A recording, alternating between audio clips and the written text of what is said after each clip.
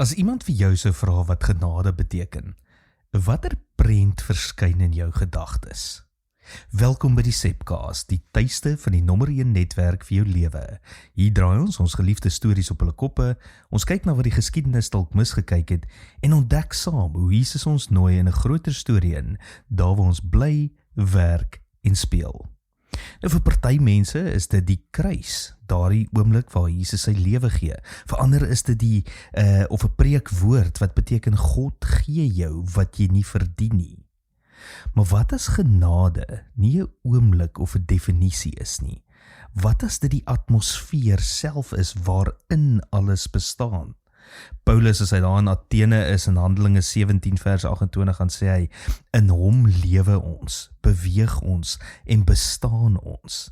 Hy sê nie, soms is God naby of een keer het hy iets gedoen nie. Nee, nou, altyd, oral. Dis 'n radikale stelling. Die hele skepping leef binne in God se asem. Genade is dus nie 'n druppel wat ergens val nie. Dit is die lug wat jy inasem, nog voor jy weet jy het longe. Ons leef egter dikwels asof genade skaars is, asof God se teenwoordigheid 'n produk is wat jy moet verdien. Ons dink die son skyn net op die regverdiges, terwyl Jesus self sê, hy laat sy son opgaan oor slegtes en oor goeies. Nou die genade van God is nie 'n selektiewe beloning nie.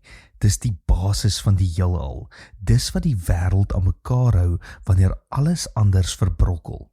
Dink aan asemhaling. Jy haal in sonder moeite en sonder dat jy dit verdien. Selfs in die nag wanneer jy slaap, gaan dit aan en aan. So is genade. Dit dra jou, selfs wanneer jy vergeet om dankie te sê. En hier by SA Gemeente sê ons wil die nommer 1 netwerk vir jou lewe wees. 'n Netwerk waar mense leer om weer asem te haal in die ruimte van God se teenwoordigheid.